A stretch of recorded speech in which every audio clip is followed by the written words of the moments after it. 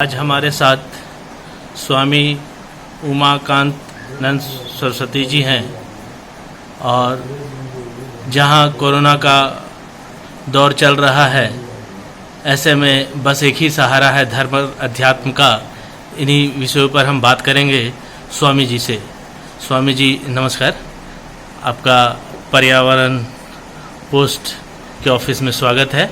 स्वामी जी, सबसे पहले हम जानना चाहेंगे कि आज जो कोरोना के दौर में हम गुजर रहे हैं, इतने साइंस होने के बावजूद भी लोग त्राहिमाम कर रहे हैं, इस विषय में आपका क्या कहना है? देखिए, इसका मूल कारण है जो कार्य आप लोग कर रहे हैं, पर्यावरण संरक्षण। पर्यावरण की गड़बड़ी ही नाना प्रकार की महामारियों का कारण होता है। ईश्वर ने जीव बनाए और उन जीवों में सर्वोपरि मनुष्य को रखा और उसको एक विशेषता उसके अंदर डाली, वो है विवेक, कि आप ठीक से निर्णय लीजिए और उससे अपने जीवन को और पूरे पर्यावरण को, पूरी प्रकृति को संतुलित करिए।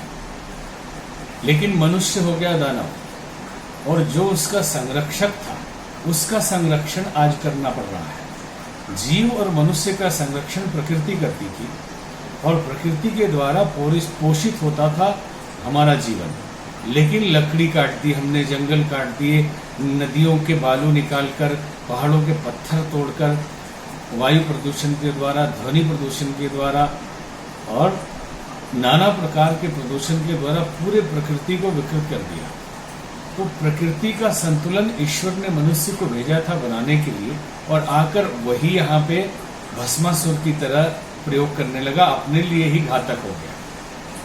तो जब मनुष्य से उसके कर्तव्य पूरे नहीं होते हैं तो परमात्मा उसमें हस्तक्षेप करता है। डर के कारण अधिक हो रही है। बीमारी है तो किसी को भी हो सकती है। अभी तक दवाई नहीं खोजी गई है, अभी तक वैक्सीन तैयार नहीं हुआ है। तो आप कल्पना करते हैं कि हॉस्पिटल में जो भर्ती कर रहे हैं 14 दिन के लिए, उसमें कौन सा मेडिसिन दे रहे हैं और क्या इलाज कर रहे हैं। सिर्फ उनका मनोबल बढ़ाते हैं और नेचुरल प्राकृतिक जड़ी बूटी या गरम मसाला के काढ़े पिलाते हैं। तो अगर आप इससे बचना चाहते हैं या हो गया तो ठीक होना चाहते हैं तो समझ लें कि कभी भी मनोबल को न गिरने दें और ये न सोचें कि हो गया तो अब क्या होगा। हो गया, हो जाने दीजिए। ये इन्फ्लुएंजा की तरह की बीमारी है जो 3 दिन में सर्दी जुकाम ठीक होता है या 10 दिन में ठीक होता है। जितने क्वारंटीन में रहते हैं 14 दिन तक, उनको क्या देते हैं दवाई? अगर कोई लक्षण नहीं है तो कोई दवाई नहीं, सिर्फ खाइए पीजिए, एकांत में रहिए, काढ़ा पीजिए। और अगर उनको कोई बुखार है, खांसी है तो बुखार और खांसी की दवाई दी जाती है, किसी कोरोना की दवाई नहीं दी जाती। इसलिए परेशान होने की जरूरत नहीं। ये जरूर है कि नेचर की तरफ से, पर्यावरण की तरफ से, प्रकृति की तरफ से एक संदेश है कि अगर आप नहीं संभलेंगे, इसी तरह प्रकृति का दोहन करते रहेंगे तो ये तो बहुत छोटी बीमारी है, इससे आगे भी आपको झटका लग सकता है। स्वामी जी, अभी कोरोना के साथ साथ हमारे देश में राम मंदिर का भी निर्माण को लेकर काफ़ी काम आगे बढ़ चुका है और 5 तारीख को माननीय प्रधानमंत्री जी उसका भूमि पूजन भी करेंगे। स्वामी जी, इस राम मंदिर के संबंध में आपके क्या विचार है? देखिए, बनने जा रहा है तो इसमें विचार तो सबके एक ही होंगे। ये लाखों लाख आस्थावान, हिंदुओं की कहिए या आस्थावानों की कहिए, ये भारतीय संस्कृति के मूल मर्यादा पुरुषोत्तम भगवान है हमारे और भगवान नारायण के अवतार है। 500 साल से लेकर आज तक आस्थावानों ने, भक्तों ने संघर्ष किया, लड़ाई लड़ी, कितने शहीद हो गए, बलिदान हो गए और बहुत लोग तो इस आशा में कि अब मंदिर बनेगा, अब बनेगा, कई पीढ़ियां कब गई। तो ये बहुत बड़ा अवसर है पूरे विश्व के हिंदुओं के लिए और दूसरे संप्रदाय के लोगों के लिए भी, जो समझ सकते हैं कि भगवान राम केवल एक जाति, एक वर्ण या एक समाज के नहीं बल्कि समस्त मानव जाति के लिए जीवंत उदाहरण है कि जीवन कैसे जीना चाहिए। तो उनका भव्य मंदिर का निर्माण हो रहा है। अच्छा, इसमें लेके कई तरह के राजनीतिक सवाल भी उठ रहे हैं कि प्रधानमंत्री को नहीं जाना चाहिए, इस तरह के। अब ये जो सवाल लोग उठा रहे हैं उनको खुद सुनने वाले को आश्चर्य लगता है कि चाइल्डिश क्वेश्चन है, ये बचपना जैसा प्रश्न है। राम मंदिर है इसलिए प्रधानमंत्री को नहीं जाना चाहिए। तो वो जाते हैं दुबई में तो मस्जिद में भी जाते हैं, जाते हैं तो दुबई में मंदिर में भी जाते हैं, पाकिस्तान जाते हैं तो गुरुद्वारे में भी जाते हैं जहां गुरु नानक देव का जन्म हुआ। तो कहीं नहीं जाना चाहिए किसी प्रधानमंत्री को। एक और क्यों नहीं जाना चाहिए? जाना चाहिए, क्योंकि प्रधानमंत्री भी एक व्यक्ति है और किसी न किसी समाज से आता है। तो प्रधानमंत्री होने का मतलब है कि वो अपने माता पिता को, अपने कुल खानदान को, संस्कृति को आग लगा के नहीं आ रहा है।